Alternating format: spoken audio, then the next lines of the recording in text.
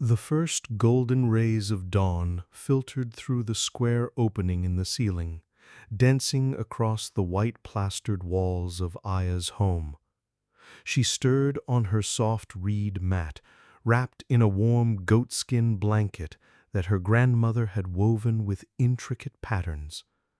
The house was still quiet, filled with the peaceful breathing of her family sleeping on the raised platforms that lined the walls.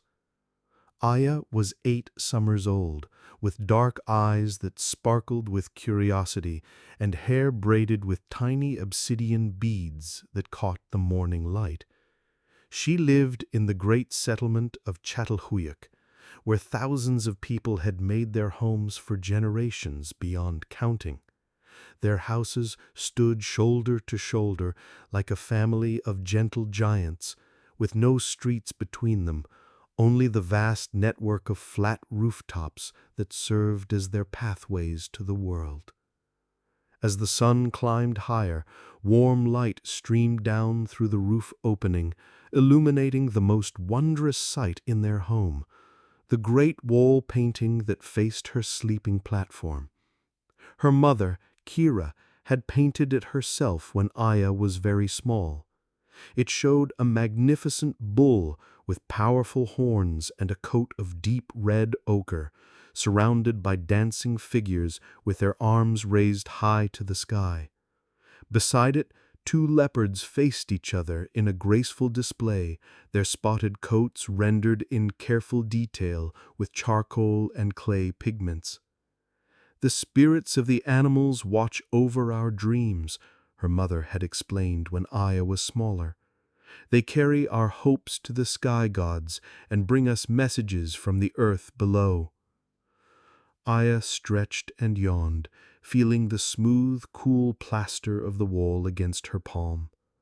Every surface in their home was covered with this pristine white coating made from the limestone that lay beneath their settlement. It made their house feel clean and bright, like living inside a cloud. From the central hearth below, she could smell the sweet smoke of the morning fire beginning to kindle. Her father, Batu, was probably already awake, preparing to climb up through their roof entrance and greet the day. Soon, the whole family would gather for their morning meal of barley porridge, sweetened with wild honey, and another day in their peaceful settlement would begin. After breaking their fast together, Aya followed her father up the wooden ladder that led to their roof entrance. The moment she emerged into the bright morning air, the entire world of Çatalhöyük spread before her like a living tapestry. The settlement stretched as far as her young eyes could see. Hundreds upon hundreds of flat-roofed homes arranged in perfect clusters, their white plastered walls gleaming in the sunlight. From up here, their community looked like a great field of rectangular flowers, each one representing a family, their dreams, and their daily lives. "Good morning, little sparrow," called Naya from the next rooftop over. She was an elder woman with silver streaking her long hair, and her arms were strong from years of grinding grain on her stone quern. In her hands she carried a beautiful clay pot decorated with swirling patterns that seemed to dance in the morning light. "Good morning, Grandmother Naya," Aya called back, though they were not related by blood. In Çatalhöyük, all elders were grandmothers and grandfathers to the children, and all children belonged to the whole community. Batu lifted Aya onto his broad shoulders so she could see even farther across their settlement. "Look there, little one," he said, pointing toward the eastern edge of their community. "Do you see the smoke rising from the pottery kilns? Today, we will trade some of your mother's beautiful vessels for obsidian from the sacred mountain." Aya squinted and could indeed see thin ribbons of smoke rising from several points around their settlement. The potters were already hard at work, shaping clay into vessels, figurines, and oil lamps that would light their homes through the dark winter evenings ahead. All around them, the rooftops came alive with activity. Children played games with small clay marbles, their laughter echoing across the settlement like music. Women emerged from roof openings carrying baskets of freshly ground flour, ready to bake the daily bread in the communal ovens that dotted the rooftop landscape. Men gathered in small groups to discuss the day's work.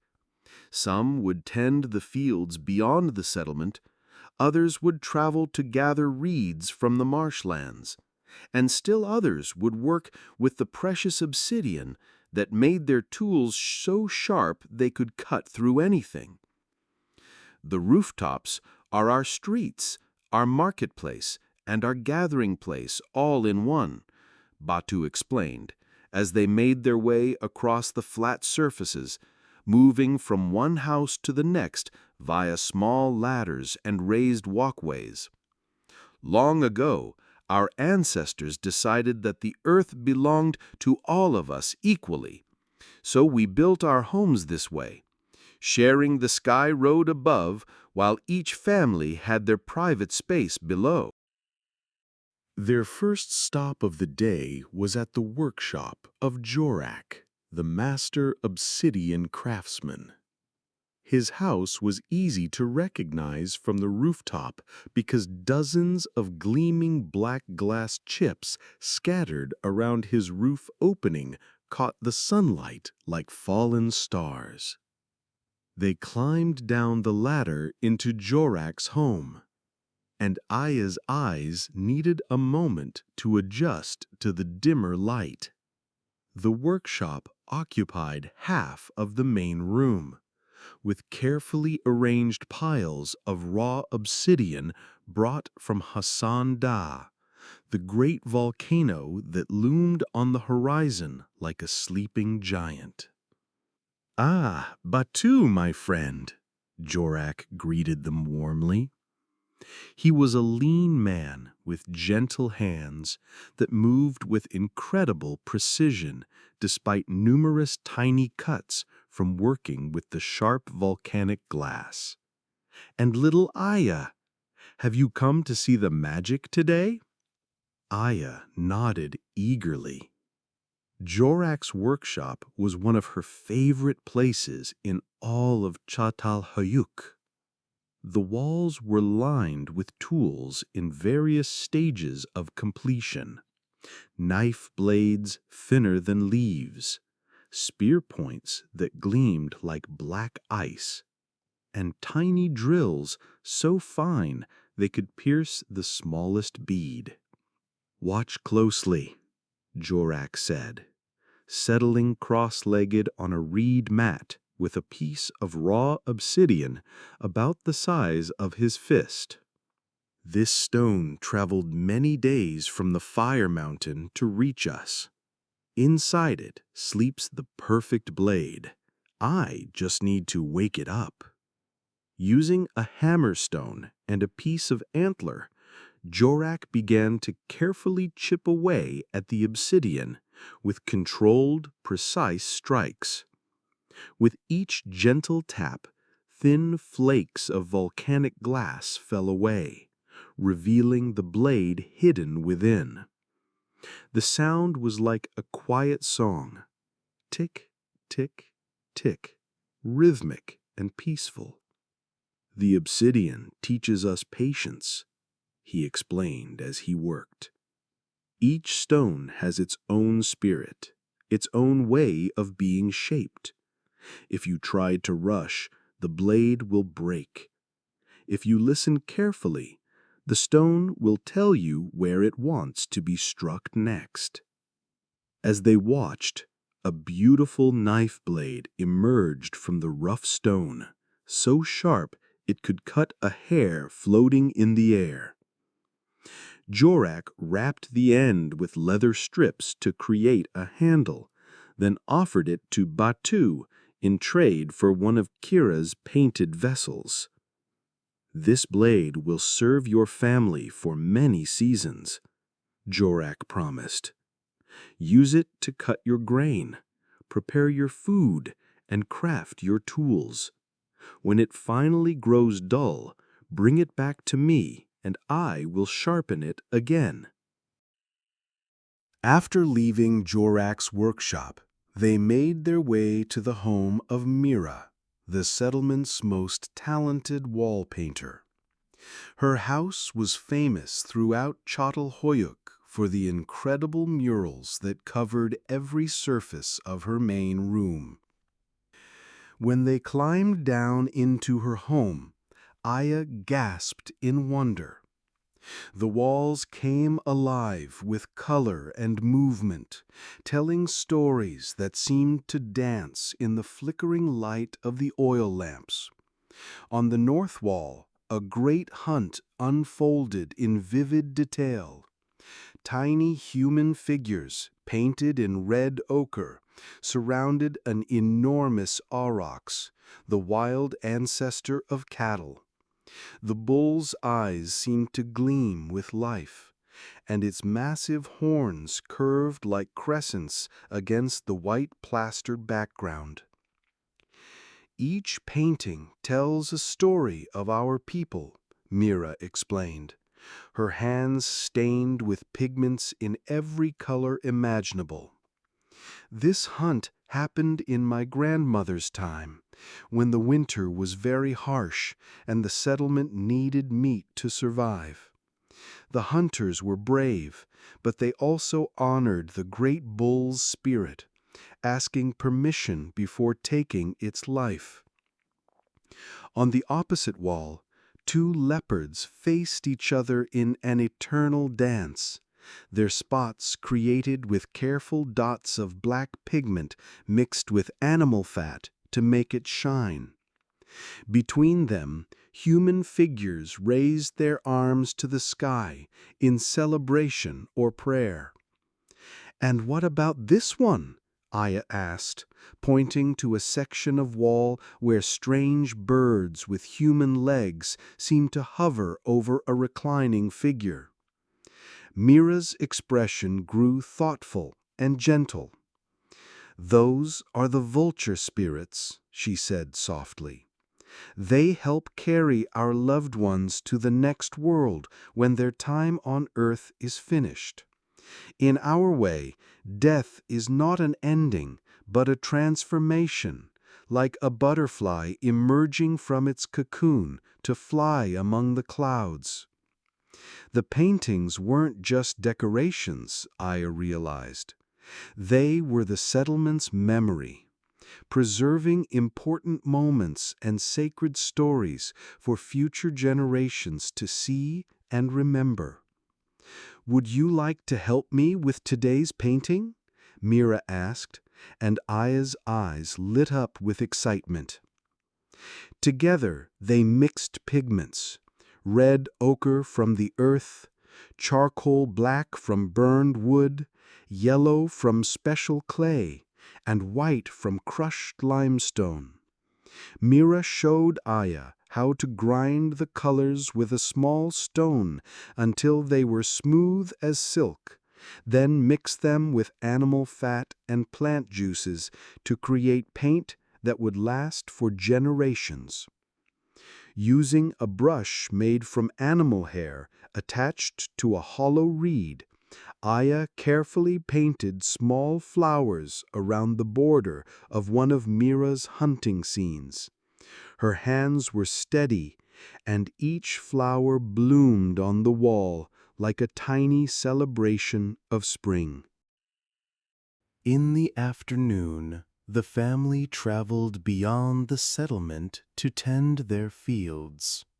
They walked along well-worn paths that led through the marshlands, where tall reeds swayed in the gentle breeze and waterbirds called to each other across the wetlands.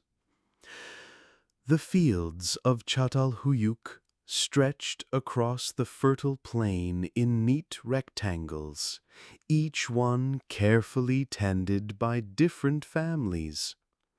Their own plot was planted with emmer wheat and barley, the golden stalks swaying gently in the afternoon sun like dancers moving to unheard music.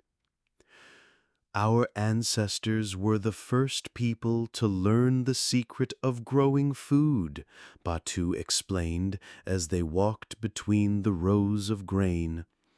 Before them, humans wandered everywhere searching for wild plants and animals to eat. But our people discovered that if you save the best seeds and plant them in good soil, the earth will provide enough food for everyone. Kira knelt beside a particularly healthy wheat plant, running the grain heads through her fingers. "The seeds are almost ready for harvest," she announced with satisfaction. "In a few more days, we'll gather the whole community to cut the grain and bring it home." Aya helped her parents weed around the base of the plants, carefully removing any unwanted growth that might compete with their crops for water and nutrients. It was peaceful work, with the warm sun on their backs and the sound of insects humming in the grain. As they worked, they could see other families tending their own fields, everyone sharing in the great communal effort that fed their settlement. Children helped by carrying water and picking stones from the soil, while adults used their sharp obsidian sickles to cut away weeds and damaged plants. "When the grain is ready, we'll dry it on the rooftops and then grind it into flour. Some we'll eat right away, and some we'll store in the big clay vessels in our house for the winter months when the fields sleep under snow." On their way back to the settlement, they stopped at one of the special sites where obsidian could be found scattered on the ground. Gifts from Hassan Da, the great volcano that watched over their land like a protective spirit. The mountain rose majestically on the horizon, its peak sometimes hidden in clouds, but always present, always watching.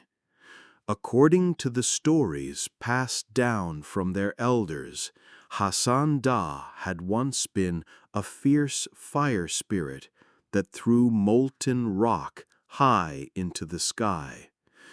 When the rock cooled and fell to earth, it became obsidian, volcanic glass so pure and sharp it was more precious than gold. "The mountain gave us the gift of perfect tools," Batu said, as he carefully selected several pieces of the black glass. "With obsidian, we can cut cleanly, carve precisely, and create things of beauty that will last forever." Aya picked up a small piece of obsidian that caught the afternoon light like a dark mirror. When she held it up to the sun, it revealed hidden depths, bands of different colors swirling through the glass like smoke frozen in time. "The traders come from very far away to get our obsidian," her father continued. "They bring us shells from the great waters to the south, precious stones from the mountains in the north, and cedar wood from the forests in the west. Because of the sacred mountain's gift, our people are connected to the whole world. As they gathered their obsidian treasures and prepared to return home, the sun began to sink toward the horizon, painting the sky in shades of orange and pink that rivaled even Mira's most beautiful wall paintings. As darkness approached, the settlement of Çatalhöyük transformed once again. Oil lamps flickered to life in windows and doorways, creating a constellation of warm light across the rooftops. Families emerged from their homes carrying offerings for the evening ceremony. Small clay figurines, bunches of flowers from the marshlands, and portions of their finest food. The whole community gathered in the central area where the largest houses stood. These were not the homes of rulers or kings, for Çatalhöyük had no such people. Instead, they were communal spaces where the settlement came together for important ceremonies and celebrations. Elder Tamras, an ancient woman whose hair was white as fresh snow, stood at the center of the gathering. In her hands, she held a beautiful figurine carved from pale limestone. A seated woman whose generous curves spoke of life and fertility. This was one of their most sacred objects, representing the great Mother Spirit who watched over all living things. Tonight, we give thanks to the spirits who provide for us, Elder Tamras announced, her voice carrying clearly across the silent crowd. To the earth spirit who makes our grain grow, to the animal spirits who give us meat and milk, to the mountain spirit who provides our tools, and to the ancestor spirits who guide our hands and hearts. One by one, families stepped forward to place their offerings in a large clay vessel, decorated with spiraling patterns that seemed to move in the lamplight. As they did, they shared news of the day: successful hunts, healthy crops, new babies, and completed crafts. When it was their turn, Kira placed one of her painted vessels in the offering bowl, while Batu shared a piece of perfectly napped obsidian. Aya, with help from her parents, offered a small clay bird she had shaped that morning, painted with tiny dots to represent its feathers. The spirits accept our gifts, Elder Tamras declared as the ceremony concluded. They will watch over our dreams tonight and guide us through tomorrow's labors. Before returning home, there was one more important ritual to perform. Like all families in Çatalhöyük, Aya's family maintained a connection with their ancestors who rested beneath the floors of their house. When they climbed back down into their home, Batu carefully moved aside a section of the plaster floor near the back wall. Beneath lay the sleeping place of Aya's great-grandmother, Sina, who had passed to the spirit world when Aya was too young to remember her. Great-grandmother Sina was the finest weaver in all the settlement, Kira whispered softly as they knelt beside the burial place. Her hands could create patterns so beautiful they seemed to hold starlight itself. They placed small offerings beside the burial: a cup of fresh water, some grain from the day's harvest, and a tiny amount of red ochre mixed with fat to make paint. According to their beliefs, the ancestors who rested beneath their homes continued to be part of the family, providing wisdom and protection from the spirit world. "Sina, grandmother of my heart," Aya whispered, touching the floor gently, "please send me good dreams tonight. Help me learn to paint as beautifully as Mira, to shape clay as skillfully as Mother, and to work obsidian as precisely as Yorick." A warm feeling spread through the house, as if the ancient grandmother was indeed listening and sending her love across the boundary between worlds. Finally, as the night deepened and the oil lamps burned lower, the family prepared for sleep. They arranged their sleeping mats on the raised platforms that lined the walls, each person in their traditional place: parents near the hearth, children closer to the walls where the ancestral paintings could watch over them. Aya wrapped herself in her soft goatskin blanket and gazed up through the roof opening at the stars beginning to appear in the darkening sky. From her bed, she could see the Great Bear constellation that her father had taught her to recognize, along with the bright star that shepherds used to find their way home.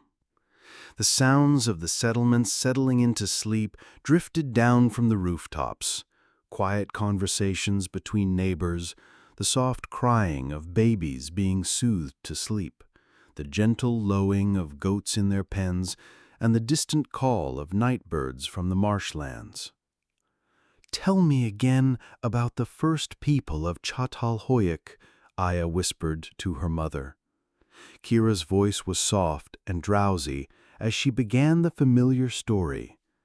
"Long, long ago, when the world was young and the ice still covered the northern lands, a group of wandering people came to this place. They saw the fertile soil, the fresh water, and the sacred mountain in the distance, and they knew they had found their home. They built the first houses side by side, sharing the work and the harvest. They discovered how to make the earth provide grain, how to shape clay into vessels, and how to turn the mountain's gift of obsidian into tools more perfect than any stone.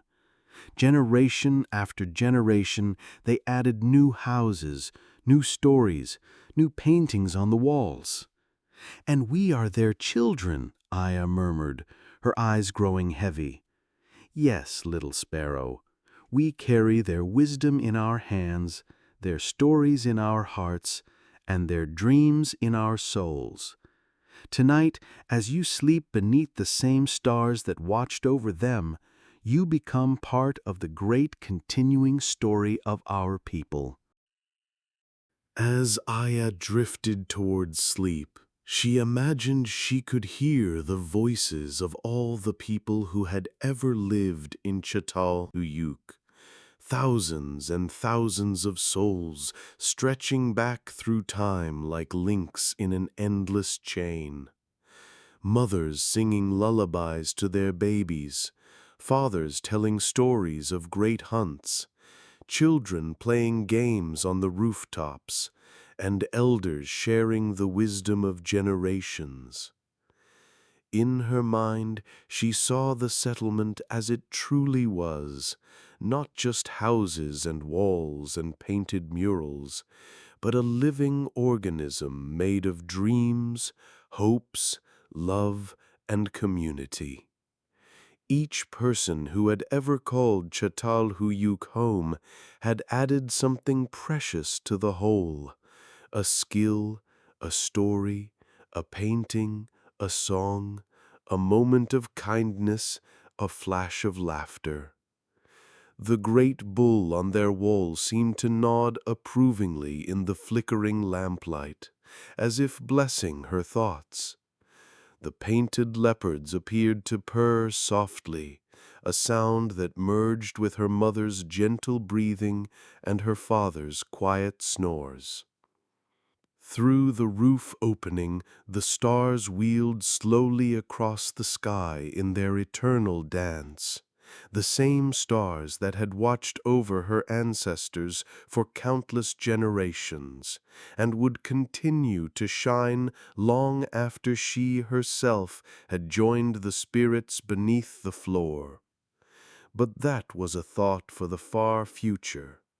Tonight she was Aya of Çatalhöyük, beloved daughter of Kira and Batu, student of Mira the painter and Jorak the craftsman, child of a community that stretched across the rooftops like an extended family. Tomorrow would bring new adventures, new lessons, new stories to add to the great tapestry of their people. The last thing she remembered before sleep took her was the feeling of being held safely in the arms of something much larger than herself, the eternal spirit of Çatalhöyük, the settlement that had learned the secret of turning strangers into family, earth into abundance, and individual dreams into shared reality. Above her, the stars continued their ancient dance, and below her, the ancestors slept peacefully, watching over their children's children with infinite love and patience. And in the space between sleeping and waking, between earth and sky, between past and future, little Aya floated on dreams as old as humanity itself, carried safely toward morning by the gentle hands of time. Sleep well, dear listener, and may your dreams be filled with the wisdom of ancient craftsmen, the beauty of painted walls, the warmth of shared fires, and the endless love of communities that care for each other as family. Like the people of Çatalhöyük, may you always find your way home to the places and people who hold your heart.